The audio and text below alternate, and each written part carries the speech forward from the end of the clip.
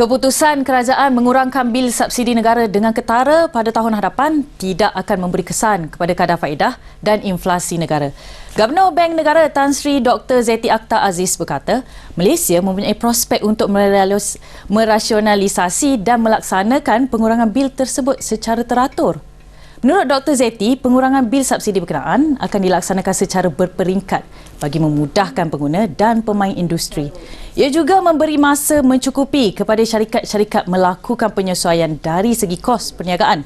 Langkah ini, katanya, akan melindungi pengguna di mana kos tambahan yang terpaksa ditanggung perniagaan tidak akan dipindahkan kepada pengguna. Tambah Zeti lagi, pelaksanaan secara berperingkat juga membenarkan perniagaan beroperasi secara lebih berkesan selain meningkatkan kadar produktiviti.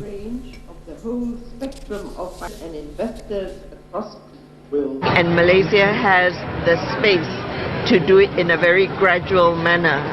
And in this manner, especially businesses can adjust by other means to cut costs so that they will not pass on the higher costs to consumers. Malaysia menjangka AEC akan muncul sebagai kuasa ekonomi terkuat dunia pada 2030. Menteri Perdagangan Antarabangsa dan Industri, Datuk Seri Mustafa Mohamed turut melahirkan keyakinan bahawa pelaburan dan perdagangan intra-ASEAN tidak akan tergugat biarpun persekitaran ekonomi di zon Euro dan Amerika Syarikat masih belum pulih sepenuhnya. Menurut Mustafa, pertumbuhan ekonomi negara-negara ASEAN kini sedang berkembang pesat. Malah jelas beliau anggota negara yang membangun ASEAN berpendapatan rendah seperti Laos, Myanmar dan Kemboja turut memperlihatkan pertumbuhan ekonomi memberangsangkan. Pada tahun ini, katanya kadar pertumbuhan purata ekonomi ASEAN ialah sebanyak 75%.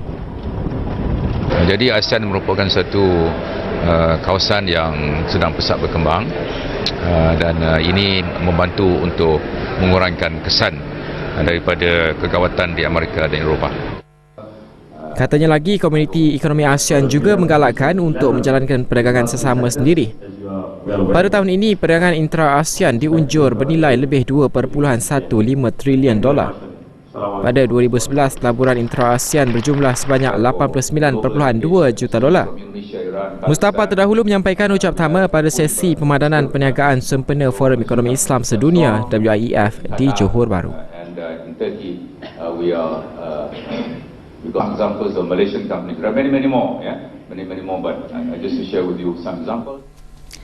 UEM Land Holdings, pemaju induk Nusa Jaya, akan memberi tumpuan untuk menarik lebih banyak pelaburan di dalam sektor perkhidmatan di dalam fasa kedua pembangunan di Gerbang Nusa Jaya.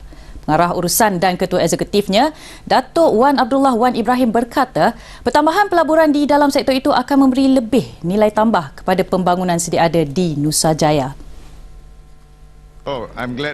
Wan Abdullah yang ditemui pada Forum Ekonomi Islam Dunia WIEF ke-8 di Johor Bahru berkata, Malaysia perlu terus mengembangkan sektor berkaitan perkhidmatan.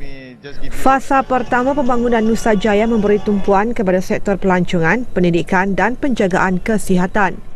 Jelas beliau lagi, pembangunan seterusnya yang akan dilaksana UEM bakal menjadi kayu ukur kepada negara lain selain mampu mempromosi Malaysia di persada dunia.